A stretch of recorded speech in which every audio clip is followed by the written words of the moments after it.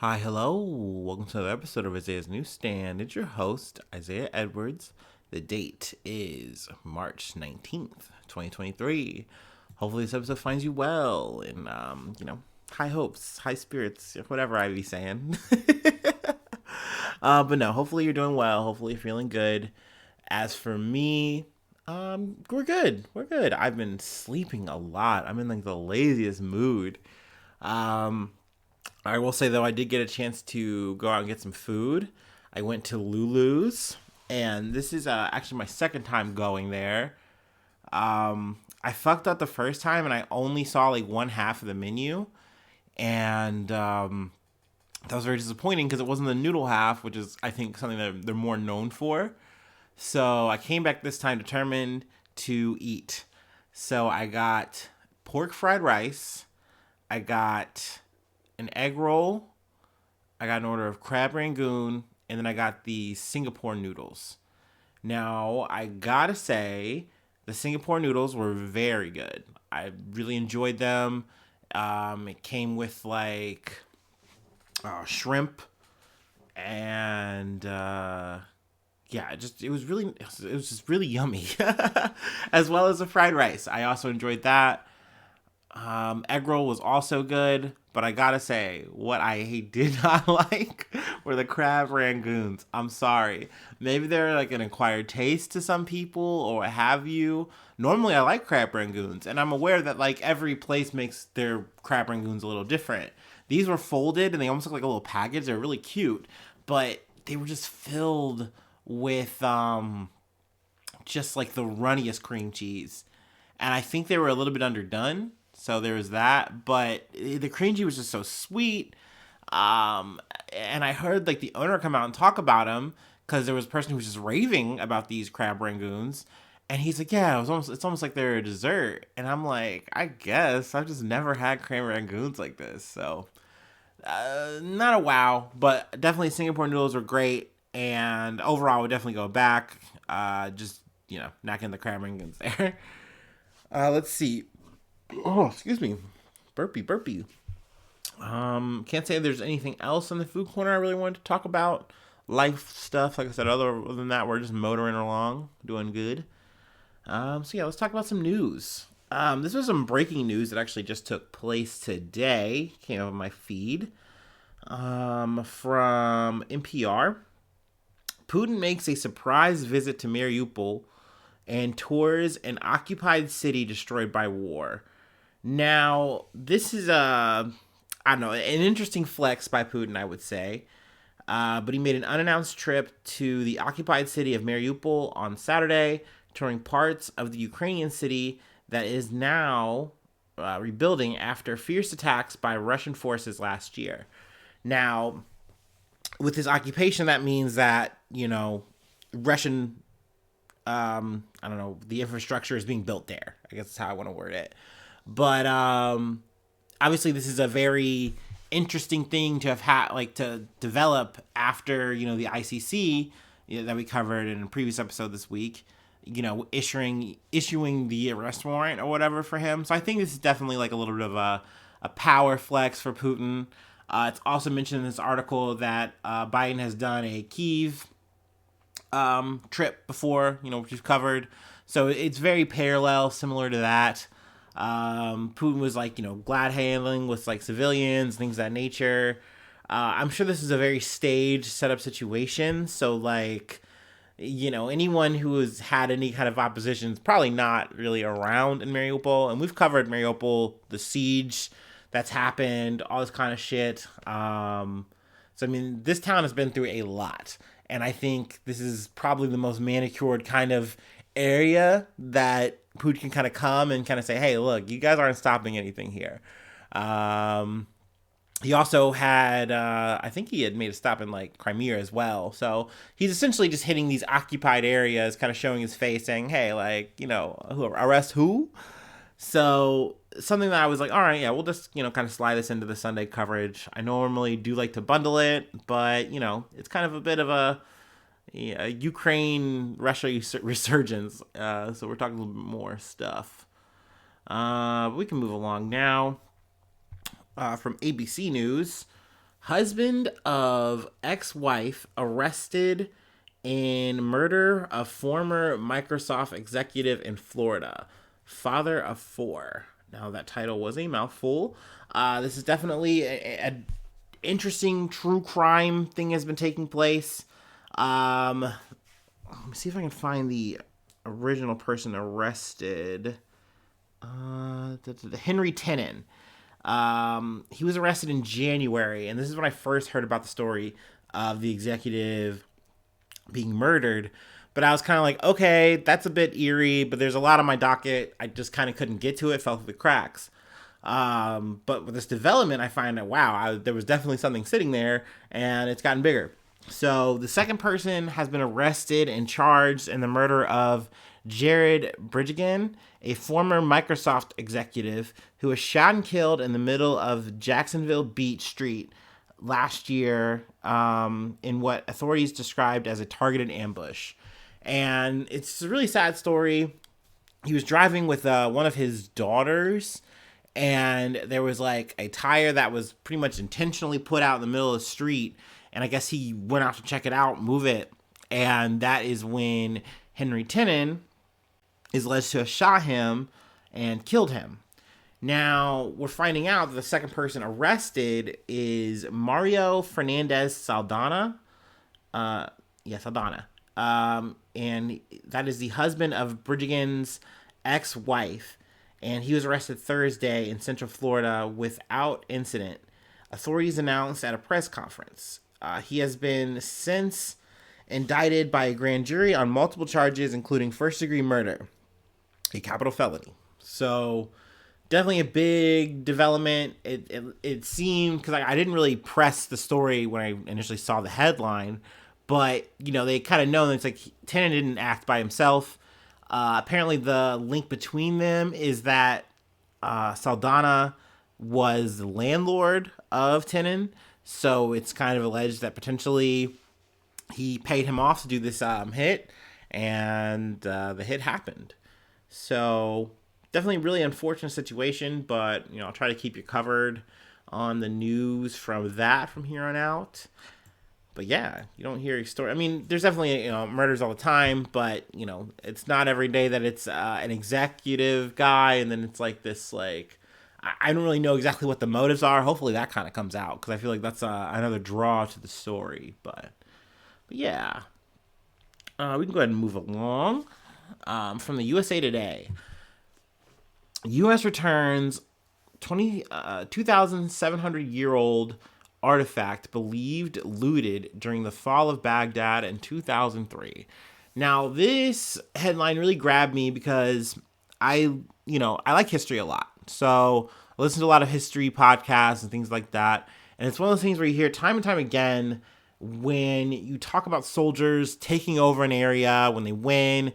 Part of the conquest is the spoils, right? They come through and they do a bunch of untoward shit to the people, but on top of smashing stuff, breaking stuff, killing, all that stuff, they take things. And they take a lot because that's the loot. That's part of the reason we're doing what we're doing. That's how we as individuals get paid. We're not seeing our grand salary till this whole tour or whatever is done. So we want to make sure we get ours right now. So when we come home, we can sell this stuff. We can sell this gold, these paintings, this art, all this kind of stuff. So that's the time and time again that happens in history. But for some reason, my silly little brain just would think when we're talking about the early aughts, that when we're talking about soldiers, people who, are getting paid, their career, soldiers, they get their money, all that kind of shit, that they wouldn't be doing this kind of thing. This kind of behavior would be, left in the past, but silly old me, of course not.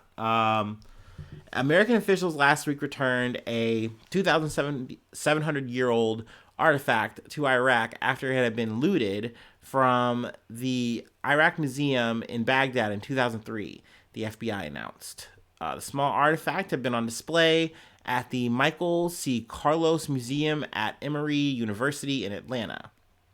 It was known as the furniture fitting with Sphinx trampling a youth. Now, the title for that piece is very aggressive. The piece is pretty cool looking though. It's like a sphinx with its like hand on top of it. Looks like, just another like Egyptian's head. Now, I'm not sure how Baghdad acquired this piece, Once again, that's history. These kind of things wind up in different places for different reasons. But yeah, so essentially, I guess it was taken from the Iraq Museum, and then it was like illegally sold to the Carlos Museum. Now, officials had said that they were duped when like there was false documentation claiming that the object had entered the States in the United States entered the United States in 1969. Nice. But apparently they were shown like here's photo evidence of this piece in the Baghdad Museum in like the 80s. So they're like, oh, okay, so clearly we were tricked. So good that they have corrected that. Something, also just in terms of my podcast learning, it's crazy to me how this isn't like an isolated thing, obviously. There, over time, it's been coming out like, hey, like this thing you have in your museum, it doesn't belong here. It's from this place. And, insert American or insert, British museum here. They're like, oh yeah, but we did buy it legally, so like we do own it, right? So it's kind of like, it's like, it just should be in a museum. Like, who really owns anything? It's just so weird, the kind of hurdles that sometimes they will jump through to kind of say that it should just stay where it's at when like, hey, it belongs to these people. You took it from these people. Like, I don't know. So yeah, so there's that. That happened this week. In some bad news from the Associated Press, a second wave of layoffs at Meta. 10,000 jobs are cut. Now, we've covered job cuts before from Meta. It's part of this big, sad, I guess, tech bubble bursting. It seems like now that, there's interest rates and, leaner times, inflation, all this kind of shit, a lot of the tech sector is just folding. In November, they cut 11,000 jobs, about 13% of its workforce at the time. And now they're cutting another 10,000. And also adding that 5,000 positions won't be filled. So they're only going to take back 5,000 new people. So obviously, I always hate that whole process anyway, right? They cut out a lot of older employees who've been there longer, cutting them by the wayside, and then hiring in a whole new young workforce so they can hire at a minimum wage with, less benefits or whatever the fuck. So I obviously hate that corporate policy method, lifestyle. I don't really want to fucking call it, but it's a shame that it's like the times are just getting leaner and leaner. Obviously, fuck Facebook, fuck Twitter, fuck all these motherfucking tech businesses. They thought during COVID time that they were just gonna get away with it and like, oh, we're so vital, we're so important, blah, blah, blah.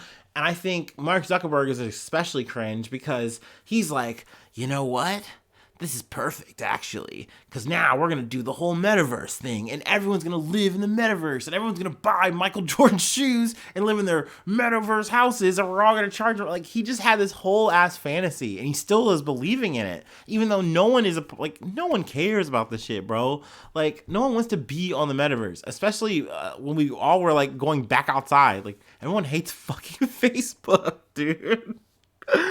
It's so silly.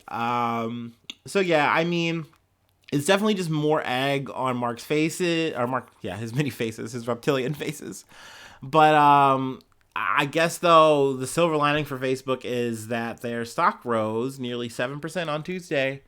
And I mean, it's another thing that I'm learning with this whole bank shit is that stocks really do rule so much. Like, when I'm talking about like bank runs and things of that nature and like why are people so motivated, it's because they see these stocks, like investors going, you know what, this bank is PU, or this like tech company is PU, like, or whatever, insert company here, and then they make moves based on these numbers of whether they're rising or they're lowering. Like, at the end of the day, Mark Zuckerberg just wants to make these kind of people happy so that more and more people will invest and give him money.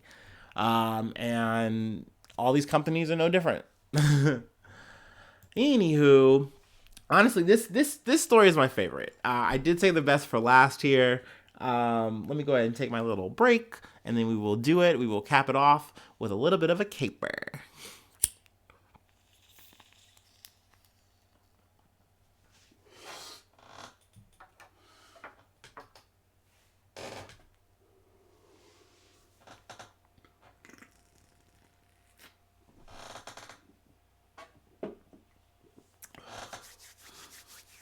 Ooh. All right, we're back from the AFP. Spain. We're not back. Spain police arrest 16 in olive heist. So, longtime listeners know I love a good heist. I love a good heist. And I'd say this one was good. There was, no loss of life. That's good. There is a Las Vegas involved, even though I've come to learn that it is not Las Vegas, Nevada. There is a Las Vegas in Spain. Probably like an OG Las Vegas, whatever. But also I learned that Vegas in Spanish means meadow. So it's the meadow, which then makes you think about our Las Vegas in Nevada. And I'm like, it's a fucking desert. Like, what is that an ironic terminology there? I don't know. Someone let me know.